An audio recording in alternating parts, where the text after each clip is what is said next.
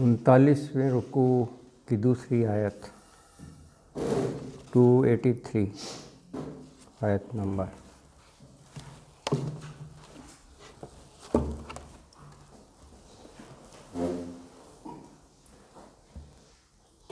اعوذ باللہ من الشیطان الرجیم،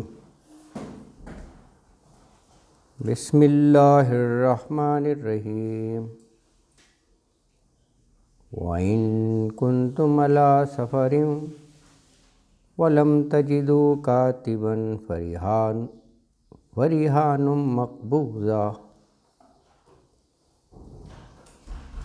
وَإِنْ أَمِنَ بَعْضُكُمْ بَعْضًا فَلْيُؤَدِّ الَّذِي اؤْتُمِنَ أَمَانَتَهُ وَلْيَتَّقِ اللَّهَ رَبَّهُ وَلَا تَكْتُمُوا الشَّهَادَةَ وَمَن يَكْتُمْهَا فَإِنَّهُ آثِمٌ قَلْبُهُ وَاللَّهُ بِمَا تَعْمَلُونَ عَلِيمٌ۔ لِلَّهِ مَا فِي السَّمَاوَاتِ وَمَا فِي الْأَرْضِ وَإِن تُبْدُوا مَا فِي أَنفُسِكُمْ أَوْ تُخْفُوهُ يُحَاسِبْكُم بِهِ اللَّهُ وَيَغْفِرُ لِمَن يَشَاءُ وَيُعَذِّبُ مَن يَشَاءُ وَاللَّهُ عَلَىٰ كُلِّ شَيْءٍ قَدِيرٌ۔ آمَنَ الرَّسُولُ بِمَا أُنزِلَ إِلَيْهِ مِن رَّبِّهِ وَالْمُؤْمِنُونَ كُلٌّ آمَنَ بِاللَّهِ وَمَلَائِكَتِهِ وَكُتُبِهِ وَرُسُلِهِ لَا نُفَرِّقُ بَيْنَ أَحَدٍ مِّن رُّسُلِهِ وَقَالُوا سَمِعْنَا وَأَطَعْنَا غُفْرَانَكَ رَبَّنَا وَإِلَيْكَ الْمَصِيرُ۔ لا يكلف الله نفسا إلا وسعها لها ما كسبت وعليها ما اكتسبت ربنا لا تؤاخذنا إن نسينا أو أخطأنا ربنا ولا تحمل علينا إصرا كما حملته على الذين من قبلنا ربنا ولا تحملنا ما لا طاقة لنا به واعف عنا واغفر لنا وارحمنا أنت مولانا فانصرنا على القوم الكافرين۔ صدق اللہ العظیم۔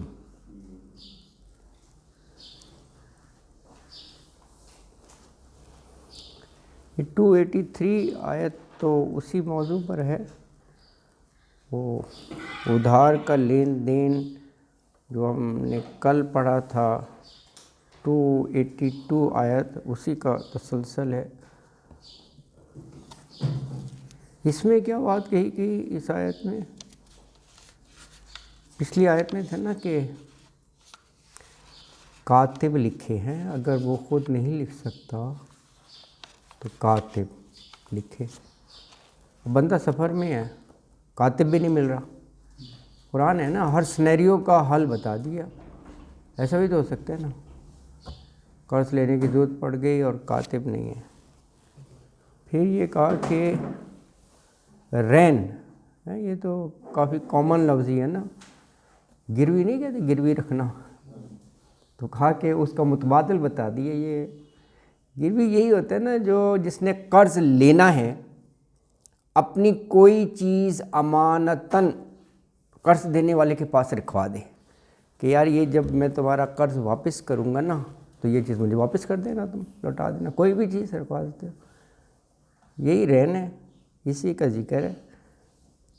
رہن بالقبضہ کہا گیا ہے کہ زبانی کلامی نہیں، اس کو باقاعدہ ہینڈ اوور کر دیا جائے اپنی کوئی چیز جو بھی ہے نا، یہ آپ کے سپرد۔ تو یہ اس آیت مبارکہ میں یہ بات جو ہے نا ارشاد فرمائی گئی ہے اب اس مناسبت سے آپ اس کا ترجمہ دیکھ لیں. 283 ہے سر. ہاں یہ بڑا اچھا سوال کیا انہوں نے. ہاں اس کی تفسیر میں یہی آتا ہے کہ وہ استعمال نہیں کر سکتا, وہ پھر سود کے ضمن میں آ جائے گا. لیکن that depends on the nature of commodity, کیا رکھ رہا ہے نا, اس کی بڑی تفسیر ہے. فار ایگزامپل اس نے گھر گروی رکھ دیا, میرا ایک مکان ہے, مجھے اتنے لاکھ چاہیے قرض, یہ گھر گروی, but he can't rent out further. کہا ہے کہ جی یہ تو گروی آپ نے رکھوایا ہوا ہے, میں کرائے پہ چڑھا دیتا ہوں. نہیں رکھ سکتا, اجازت ہی نہیں ہے, وہ سود ہو جائے گا نا اس پر لے رہے. ہاں اچھا, لیکن اس کے پاس گائے بھینسی ہیں. انہوں نے سوال اچھا کیا ہے, نہیں خود بھی نہیں رہ سکتا, خود بھی نہیں رہ سکتا, وہ استعمال میں آ جائے گا نا. خود رہ سکتا ہے تو دیٹ مینس کہ اس کو اگر کہیں رہنا تھا تو وہ اس کا کرایہ دیتا, تو اس لحاظ سے وہ فائدہ اٹھا رہا ہے. لیکن یہ کہا گیا پوزیشن تو ٹرانسفر نہیں ہوگا, یعنی اگر وہ خود بھی نہیں رہ سکتا تو پھر پوزیشن کیسا؟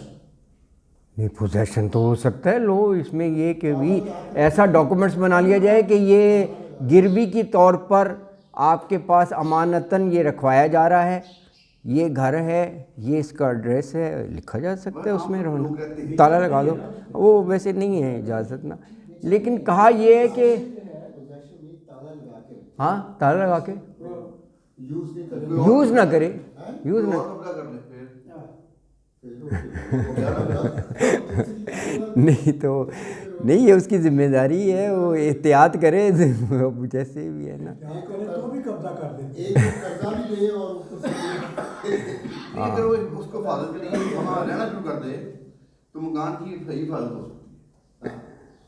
ہاں یہ ہے کہ وہ سینسیٹیو سا ایشو, یہ علماء یہ راستہ نکال لیں گے جیسے یہ کہہ رہے ہیں. وہ اس لیے کہ اسی کا جو سیکنڈ پارٹ ہے تو شریعت نے اس میں اجازت دی ہے.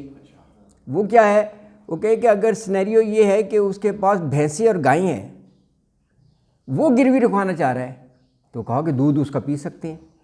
تو وہ علماء اس کو ریفر کر دیں گے, کوئی شریعت نے باقاعدہ اجازت دی ہے کہ آپ دودھ استعمال کر سکتے ہیں, تو چلیے بھی کرائے پر. وہ انہوں نے اس کا یہ کہا ہے کہ اس کو چارہ وارہ جو ہے نا, یہاں یہ صحیح کہہ رہے ہیں, وہ اس ضمن میں کہا ہے کہ وہ جانور آپ رکھ رہے ہو, اس کی دیکھ بھال کرنی ہے, اس کو چارہ دینا ہے, تو چارے کے تو پیسے لگتے ہیں نا, تو وہ ادھر سے کمپنسیٹ ہو جائے گا, دودھ اس کا پی لیا کرو. یہ ہے جی بالکل آپ صحیح کہہ رہے ہیں, اس ضمن میں ہے. تو بہرحال گروی ہے نا جی. اچھا تو فرمایا 283 ہے, وَإِنْ اور اگر کن تم ہو تم علی سفرن, علی اوپر سفرن کسی سفر پر, ولم تجدوا کاتبا, کاتب نہیں مل رہا سفر میں ہے نا, ولم اور نہیں تجدوا تم پاؤ کاتبا لکھنے والے کو, وجد یجد پانا, پھر کیا کریں, کاتب نہیں ہے. تو کہا فریحان مقبوضہ, یہ حل ہے, رین ہوتا ہے نا رین, تو وہی ہے فریحان مقبوضہ قبضے میں, یعنی پس کوئی چیز قبضے میں دینا ہے, یعنی گروی رکھنا. قرض لینے والا اپنی کوئی بھی چیز امانتاً اس کے پاس رکھوا دے جس سے قرض لے رہا ہے, واپس جب قرض واپس کرے گا تو چیز بھی اس کو واپس مل جائے گی. بس یہی فریحان و مقبوضہ ہے.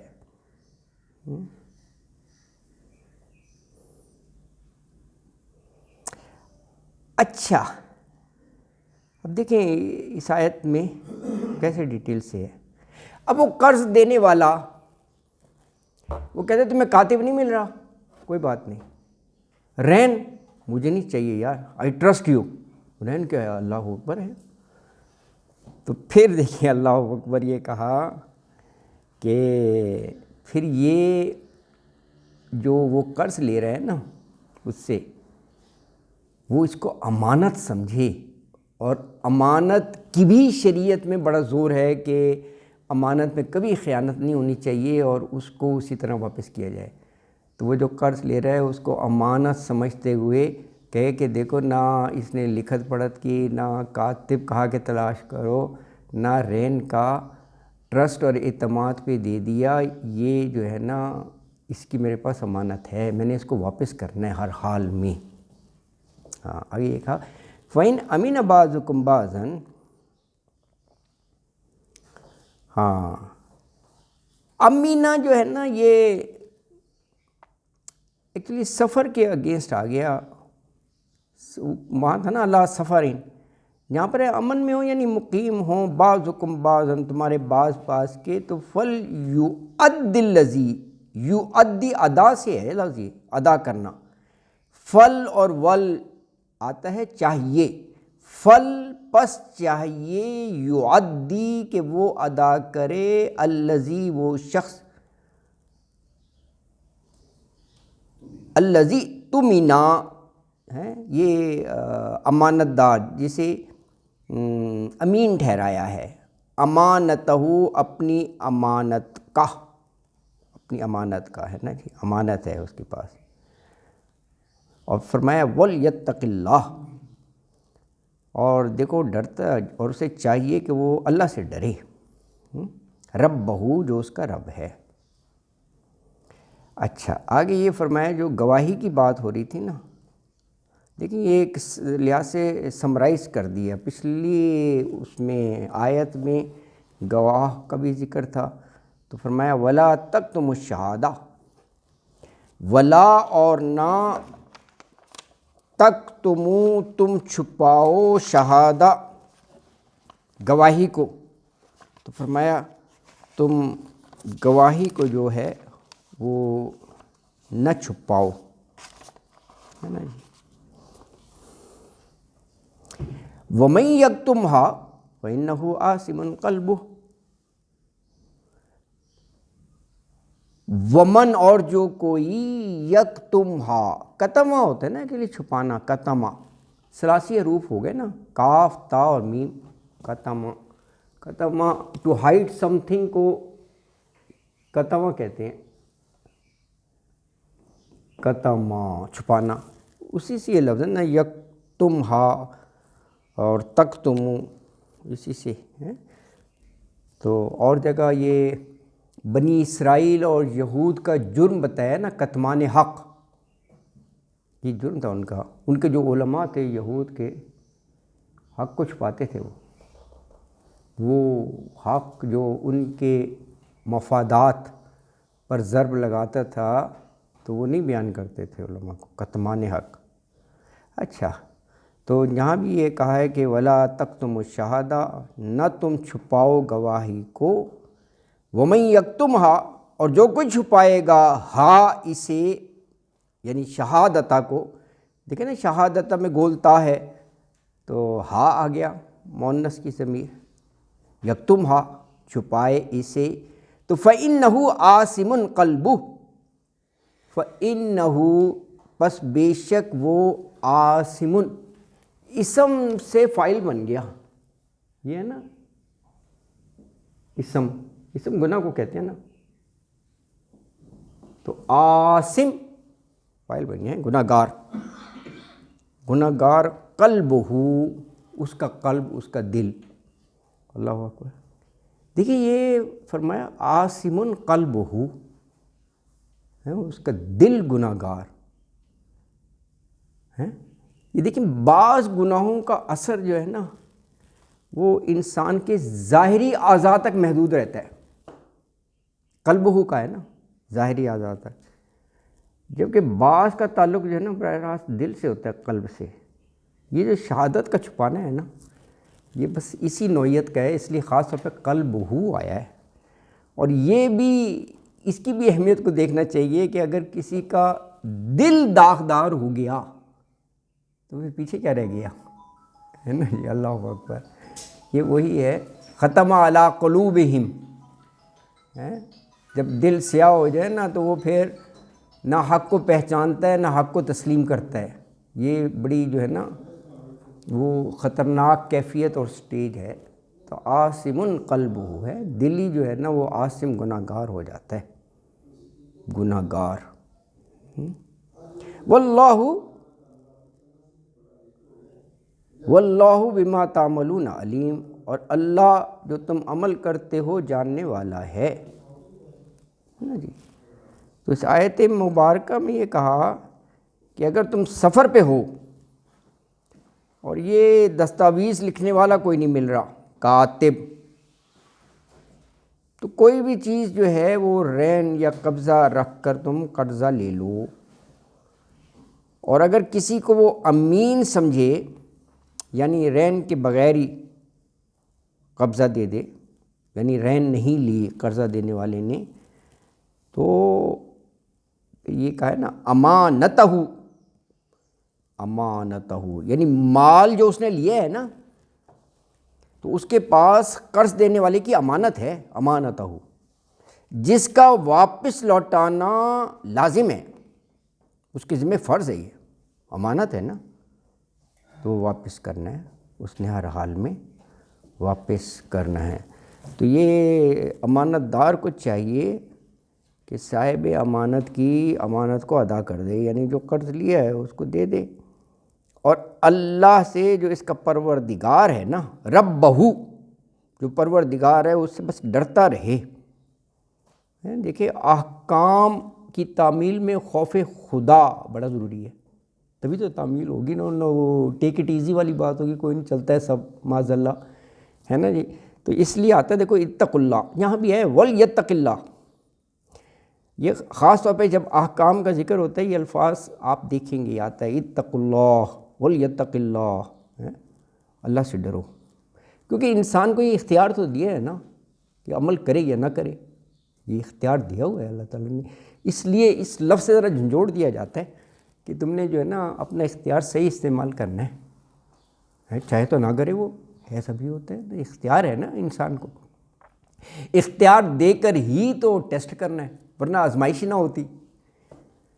جو پوری یہ دنیا اور یہ زندگی جو یہ آزمائش ہے نا، وہ یہی ہے، اللہ تعالیٰ نے خیر اور شر ان دونوں میں سے انتخاب کا دے دیا اختیار ہے، اور عقل سمجھ بوجھ دے دی، اور حجت بھی تمام کر دی کہ وقتاً فوقتاً اپنے انبیاء رسول بھیجے کہ یار ان کو گائیڈ کرنا، الہامی کتابیں بھیجیں، تمام تیاری کر دی تاکہ جب وہاں اکاؤنٹیبلٹی ہو، ایسی ہو نہ کہ جی کوئی پتہ ہی نہیں تھا جی ہمیں احتساب شروع ہو گیا ہر چیز۔ قرضہ معاف بھی کرا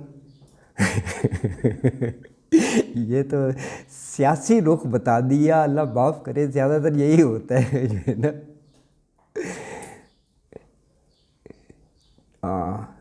نہیں اس سینیریو میں دیکھیں جس نے قرض دیا ہے، یہ تو پہلے آیا ہے تصدقو، اگر وہ خوشی خوشی وہ چھوڑ دیتا ہے، اللہ نے اسے خوب دولت سے نوازا ہے اور وہ کہتا ہے یار کوئی بات نہیں، وہ آپ صحیح کہہ رہے دے سکتا ہے، لیکن ہمارے سینیریو میں جو قرض معاف کرنا ہے نا، وہ تو زبردستی اختیارات کا غلط استعمال کر کے، اور وہ دیا نہیں جاتا جو کہ نیشنل ایکسچیکر پر وہ سارا بوجھ پڑتا ہے اور غریب عوام پر پڑتا ہے۔ یہ قرض معاف کرنا انٹائرلی ڈیفرنٹ چیز ہے۔ یہ بڑے بڑے جو کھٹ پینچ ہے وہ لاکھوں کروڑوں بینکوں سے لے لیتے ہیں وہ کر کے، اور حکومتیں چینج ہوتی رہتی ہے اور وہ گئے، تو ظاہر ہے وہ پھر جو کہتے ہیں نا کہ معیشت تباہ ہو گئی، تو اور کیسے معیشت تباہ ہونی ہے یار۔ بس اللہ تعالیٰ ہر ایک کو ذمہ داری کو محسوس کرنے کی توفیق دے، ہے نا جی۔ ہر شخص ایک ریسپانسیبل سٹیزن ہے، وہ یہ سمجھ کر وہ کرے، تبھی بات بنے گی۔ تو وہ نہیں کرانا چاہیے جو آپ فرما رہے ہیں نا، واقعی قرضہ معاف دے یار، لیا ہے تم نے تو ادا کرے، بالکل۔ اچھا، تو فرمایا کہ ہاں دل گناہ گار ہوگا، آثم قلبہ واللہ بما تعملون علیم، اور واللہ اللہ تعالی بما تعملون جو بھی تم عمل کرتے ہو، علیم اس کا علم رکھتا ہے، اللہ کے نالج میں ہے، اللہ خبیر ہے، اللہ ہر چیز کی خبر رکھتا ہے، وہ جانتا ہے۔ تو الحمدللہ یہاں آپ کے 39 رکوع جو ہے نا مکمل ہو گئے سورہ بقرہ کے۔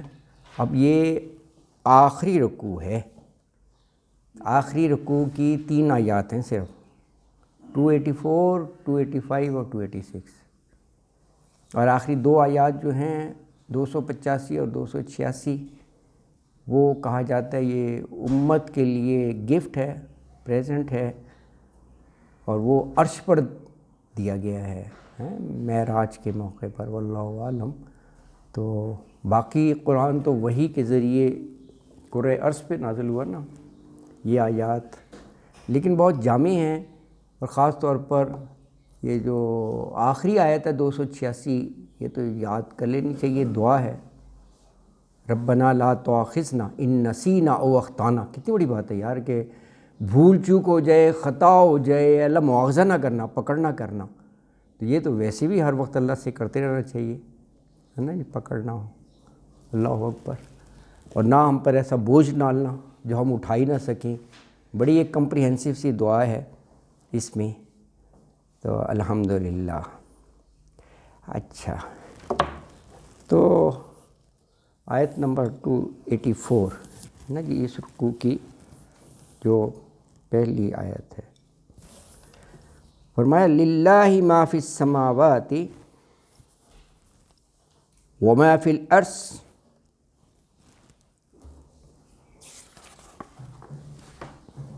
وَإِن تُبْدُوا مَا فِي أَنفُسِكُمْ أَوْ تُخْفُوهُ يُحَاسِبْكُم بِهِ اللَّهُ فَيَغْفِرُ لِمَن يَشَاءُ وَيُعَذِّبُ مَن يَشَاءُ وَاللَّهُ عَلَى كُلِّ شَيْءٍ قَدِيرٌ۔ للہ، اللہ ہی کا ہے، ما جو کچھ بھی فی السماوات آسمانوں میں ہیں، اور وما اور جو کچھ فی الارض زمین میں ہے، وَإِن تُبْدُوا، تبدو اور تخفو اپوزٹ ہیں ایک دوسرے کے، تبدو بدا سے ہے ظاہر کرنا، اور تخفو خفیہ مخفی سے ہے چھپانا۔ تو وَإِن تُبْدُوا، اور اگر تم ظاہر کرو، ما فی انفسکم جو تمہارے جی میں ہے، او تخفوہ یا تم خفیہ رکھو، چھپاؤ، یحاسبکم بہ اللہ، یحاسبکم اردو کے لفظ ہے محاسبہ کرنا، احتساب بھی اسی سے ہے جس کی بڑی رٹ لگائی جاتی ہے، احتساب، اللہ اکبر، یہی لفظ ہے، محاسبہ کرنا، اکاؤنٹیبلٹی، محاسبہ، یحاسبکم محاسبہ کرے گا تمہارا، بہ اللہ ساتھ اس کے اللہ۔ وسیع نے لکھا ہے کہ جب یہ آیت نازل ہوئی کہ ان تبدوا ما فی انفسکم، تو صحابہ کرام بڑے پریشان ہو گئے اس آیت پر کہ ما فی انفسکم، نفسوں میں دلوں میں تو بڑے وسوسے آتے ہیں، کہا اس کا بھی محاسبہ ہے، ایک تو ہے نا عملی طور پر کر ڈالنا کام، تو یہ ما فی انفسکم، نفس میں بھی جو آیا اس کا بھی محاسبہ، کہا نفسوں میں تو یہ تو شیطان کا کام ہے وسوسے ڈالنا، پتہ نہیں کیا کیا آ جاتا ہے، لیکن کرتے نہیں ہیں ہم اللہ کے خوف سے۔ تو مفسرین نے لکھا کہ وہ رسول اللہ صلی اللہ علیہ وآلہ وسلم کے پاس آئے کہ یہ تو بڑا سخت حکم آ گیا، دلوں میں نفسوں میں ہے اس کا بھی محاسبہ۔ تو آپ نے تسلی دی، کہا کہ اللہ کی ذات رحیم اور کریم ہے، اور پھر یہ آیت اگلی آ گئی 286، لا یکلف اللہ نفسا الا وسعہا، اللہ تعالیٰ انسان کے جو ہے نا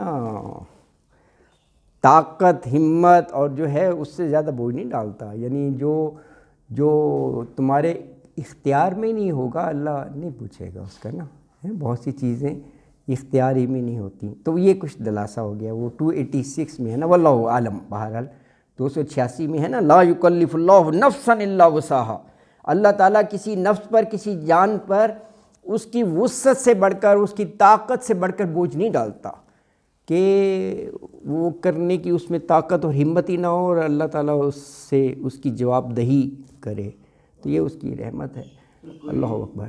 مطلب دل ہی دل میں کسی کے بارے میں پلاننگ کر رہا ہو اس کے نقصان پہنچانے کی، ہاں اگر جو اس نے ظاہر نہیں کیا ہے ہاں تو وہ ایکٹ تو اس کا اللہ تعالیٰ حساب لے گا نا کہ تم مطلب کہ جو کر رہے ہو.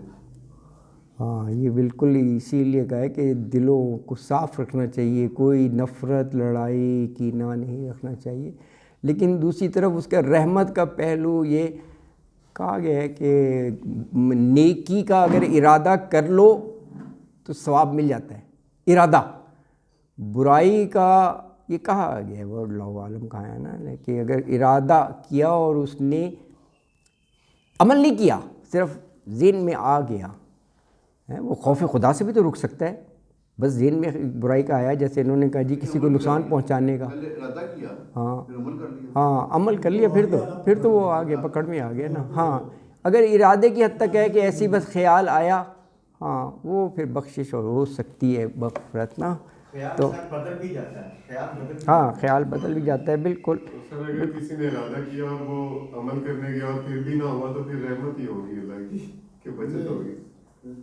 آپ گولی نہیں چلی یہ بھی ہو سکتا ہے. چلی پھنس گئی گولی. اللہ نے بچا تو یہ ہاں اللہ تعالیٰ اس کو اس گناہ سے بچانا چاہتا تھا تو اس نے ویسے اسباب بنا دیے اس کے. بہرحال یہ ہے. اچھا جی، تو فرمایا کہ اچھا تو وَإِن تُبْدُوا مَا فِي أَنفُسِكُمْ، اور اگر تم ظاہر کرو جو تمہارے نفسوں میں ہیں، جی میں ہیں، او تخفوہ، یا تم خفیہ رکھو، مخفی رکھو، چھپاؤ، یحاسبکم بہ اللہ، تو محاسبہ کرے گا تمہارا بہ اللہ، اللہ تعالیٰ اس کا. فَيَغْفِرُ لِمَن يَشَاءُ وَيُعَذِّبُ مَن يَشَاءُ. فَيَغْفِرُ لِمَن يَشَاءُ، مغفرت کر دے گا، بخش دے گا، لمن یشاء، جسے وہ چاہے گا، اور یعذب من یشاء، اور عذاب دے گا وہ جسے چاہے گا. ہے نا جی، اللہ اکبر. کیونکہ یہ تو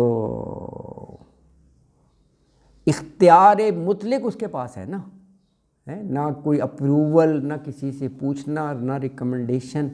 تو جسے چاہے بخش دے، جسے چاہے وہ عذاب دے. ہے نا جی. یہ بات بہت سی جگہ آئی ہے.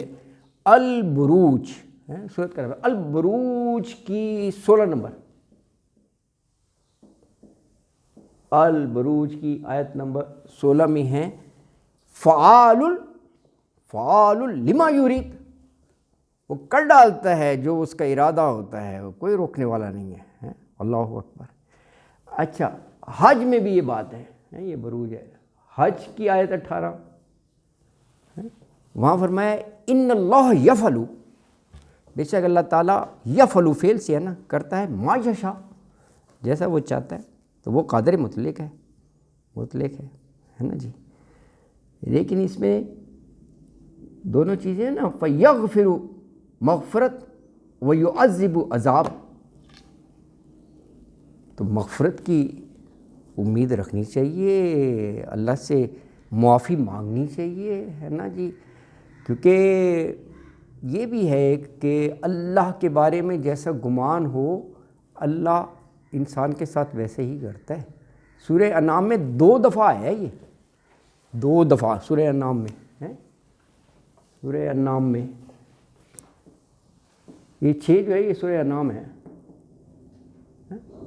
میرے خیال 12 اور 54 ہے سورہ انعام میں.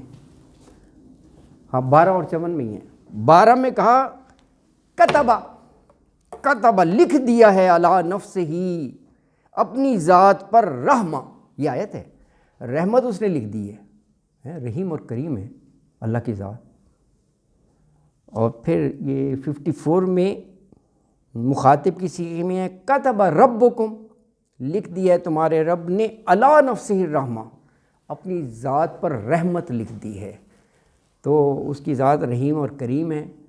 دعا مانگتے رہنا چاہیے، معافی طلب کرتے رہنا چاہیے، اللہ معاف کر دے گا، اللہ تعالیٰ معاف فرما دے گا. ہے نا جی. تو فرمایا واللہ علی کل شیء قدیر، اللہ تعالیٰ قادر مطلق ہے. واللہ، اور اللہ تعالیٰ، علی کل شیء، کل شے پر، قدیر، پوری پوری اللہ تعالیٰ قدرت رکھتا ہے، قدرت رکھتا ہے۔ اچھا، اگلی آیت 285، آمن الرسول بما انزل الیہ من ربہ والمؤمنون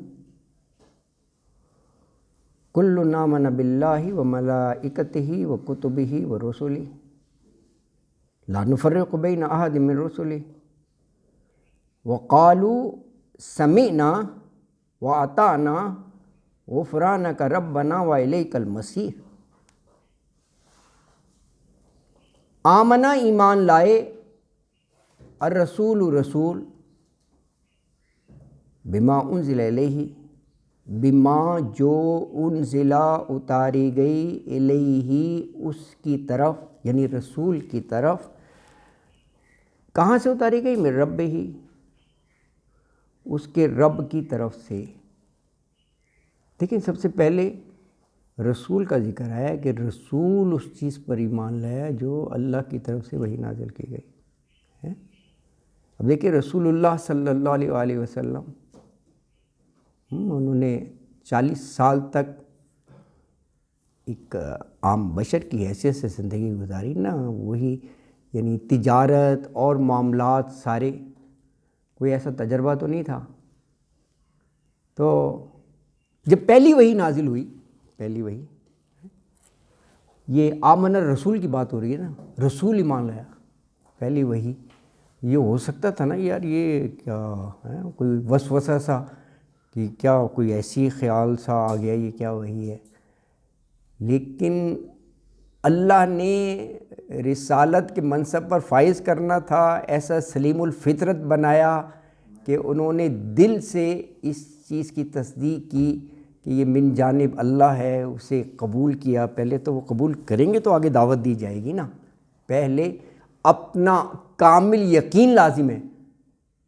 دعوت دینے والے کو جب خود ہی یقین نہ ہو کہ یہ جی اللہ کی طرف سے پیغام آیا ہے، وہ کیسے وہ اس تاکید اور زور کے ساتھ آگے پہنچائے گا؟ تو آمن الرسول بڑی اہمیت ہے۔ تو سلیم الفطرت، کیونکہ یعنی رسالت سے پہلے بھی پوری تاریخ اسوہ حسنہ پڑھیں، کمال کی زندگی، کمال کی زندگی، وہ اس لیے کہ اللہ تعالیٰ نے چنا ہوا تھا نا، انہیں رسول بنانا تھا، ہر لحاظ سے امانت دار، سچے، صادق، تمام معاملات میں ہیں۔ دشمن بھی اس چیز کا اعتراف کہ جی واقعی کبھی نہیں دیکھا، تو یہ چیز تھی، تو انہوں نے اس چیز کو آگے بڑھ کر اس چیز کو تصدیق کیا، قبول کیا کہ یہ اللہ کی طرف سے ہے۔ تو آمن الرسول، سب سے پہلے رسول ایمان لایا، بما انزل الیہ من ربہ، جو نازل کیا گیا اس کی طرف، اس کے رب کی طرف